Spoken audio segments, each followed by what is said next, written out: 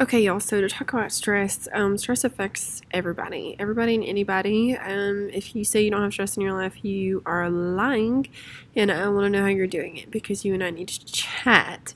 So stress management is one of the bigger things that is important to life, and Western also teaches a stress management class, and I've taught it for several semesters, and it's a great course to take. It's honestly really important, just as important as health and wellness, because again, we all deal with stress. So stress is the tension between the mind, body, and soul. You could have you could go through daily life and feel stressed at home, at work. Your religious spirit could be stressed. You could feel tension within your soul because you're not getting enough you time, or you're not getting enough things that make you happy. So it doesn't just have to be a work balance life that makes you stressed, or school that makes you stressed. It can be things of people differing opinions with you, or politics, or the UNC Charlotte shooting, things of that nature that can provide stress in your life that you're not able to necessarily pinpoint, but they are definitely things that don't add positively to your life. So you have multiple different types of stress. So you have good stress and you have bad stress. So your good stress is called eustress, and your bad stress is called distress. And so your eustress is things that provide good stress in your life that should be good stressors. So things like getting married, having a baby, buying a house, buying a car, all of those things should be positive stressors in your life, hopefully, versus negative. And then you have something that is a neutral stress, which is called eustress.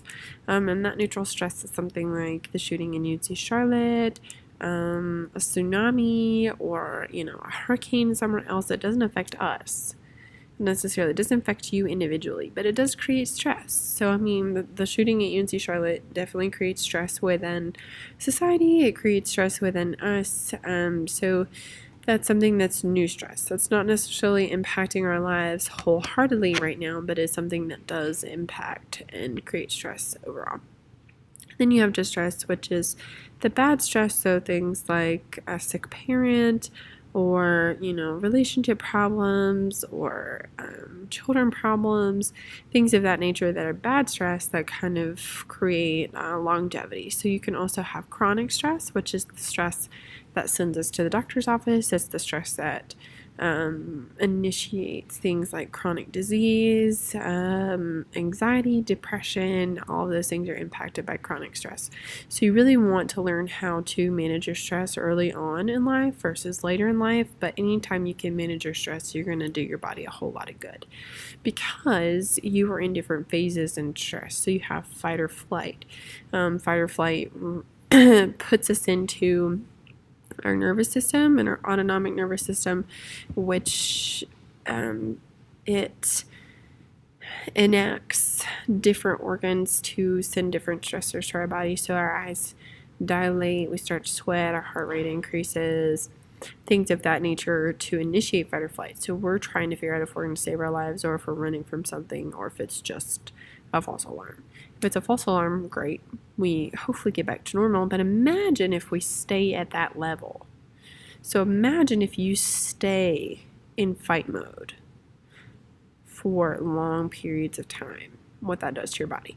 So if you stay in fight zone for a long period of time, eventually what will happen is our organs are going to get tired, and eventually something is going to wear down. So we could have a heart attack, we could have a stroke, different things of that nature that our body could just shut down because we are so amped up all the time that our body just cannot sustain that level of amp. So that's fight or flight and chronic stress. So those are the things that we talk about a lot during stress management. And then we also talk about psychology of stress, which I can upload that PowerPoint for you. And if you're more interested in psychology of stress, please let me know, and I will be happy to chat with you via phone about that. But for this course, the psychology of stress is just kind of a blip on the radar. It's not really whole in tune with what we do. And another part of stress is sleep. So, tension and insomnia are the number one and number two ways to tell if you're stressed. So, if you're super tight somewhere and you're holding tension, usually I hold tension in my shoulders, and I can tell whenever I'm stressed because my shoulders kind of end up about right here if they're not already here today. Or some people hold it in their lower back, some people hold it in different places, so you can feel it, the tension from stress there. Or if you're not sleeping, that is a big cause of stress. If you're not sleeping in your life and you have insomnia, more than likely insomnia is a result of stress, number one, and being overweight, number two. So most obese people struggle with insomnia, and they struggle with different types of insomnia. So they struggle with abnormal breathing, and things of that nature. So those two things, if you can reduce those two things, will typically result in better sleep patterns. Or if you have low melatonin, that's also something that people struggle with, that you can increase through physical activity and various things like of that nature. So those are little tidbits, again, psychology of stress, of what type of stress kind of inhibits your life, and what kind of stress helps you in some ways. So we all have different personality types, and different things stress us out, and our personality types are a big indicator of that. So again, if you want to know your personality type, or you want to know different levels of what affects your stress and how we can manage it, just email me and I'll walk through that with you, and we'll create a plan together for stress management. And if you can take the class, I highly recommend that you do take the class. For stress management techniques, there are multiple different ways that we can manage our stress, and everybody's different, and we all function differently. So art therapy is a big one. Art therapy, you can have adult coloring books, and you can color, you can paint, you can do a lot of different things with art therapy. You also have journal writing, which is very cathartic. If you don't journal, I recommend that you try to journal. Journaling can be multiple different things. You can journal every day. You can do a gratitude journal, which I did a gratitude journal last year, and I have a different gratitude journal this year. And it's very helpful, and it's very reflective to think about at least 3 positive things that you're grateful for every single day. And I apologize for the announcement. I'm in assessments. Sorry, y'all. So different things that we can be grateful for, not only just for family and friends, but the little things that we really need to be grateful for that we just take for granted. Like, for example, I today am grateful for Starbucks coffee.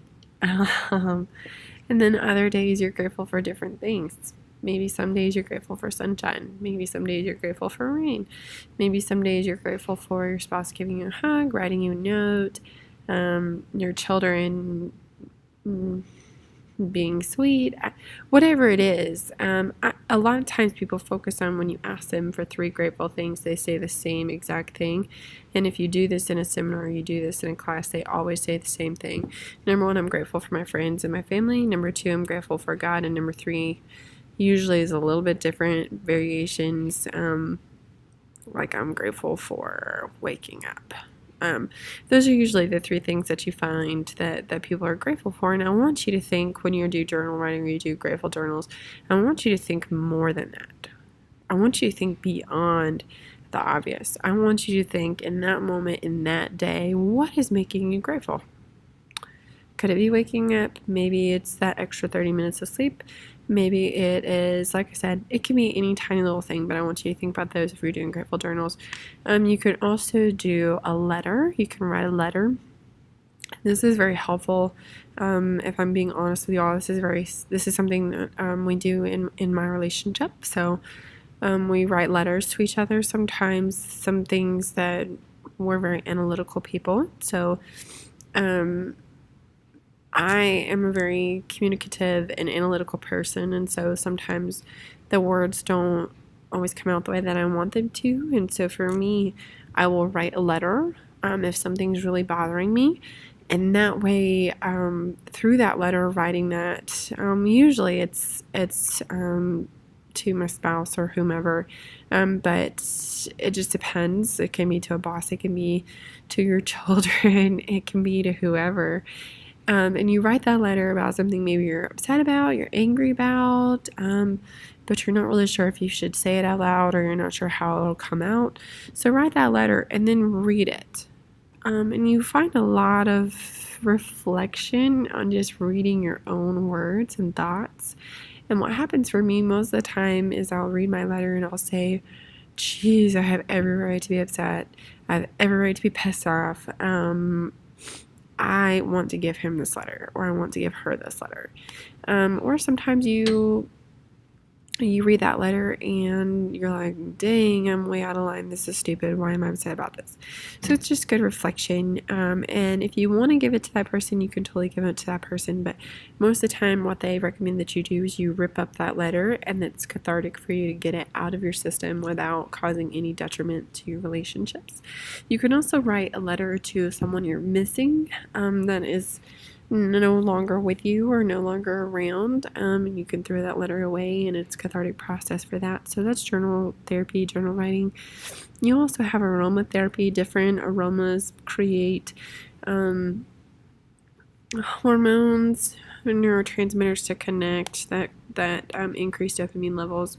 So lavender is soothing. Different scents are good for the mind, body, and soul. You also have pet therapy, which is really a thing. Puppy therapy, cat therapy, whatever your forte is a thing. It increases dopamine. Ecotherapy is huge. So ecotherapy, people who have plants in their rooms are more likely to leave the hospital earlier or have better health scores than people who don't have plants in their room. So just happy note there. So you can keep plants in your house for ecotherapy, or I highly recommend that you go outside for ecotherapy, do some walking, do some hiking. There's some serious studies out there that show it increases dopamine. So that's ecotherapy. Let's see what some other ones. Sorry, y'all. Let's see. We have art therapy, journal therapy, aromatherapy, pet therapy. Massage therapy is one that's a huge one that's helpful. Exercise, y'all. Exercise. So many of you have already written about exercise being such a great stress reliever for y'all. So exercise is a great tool for that. It reduces stress, increases dopamine. Family and friends releases dopamine. So just social interaction that's positive for you is great.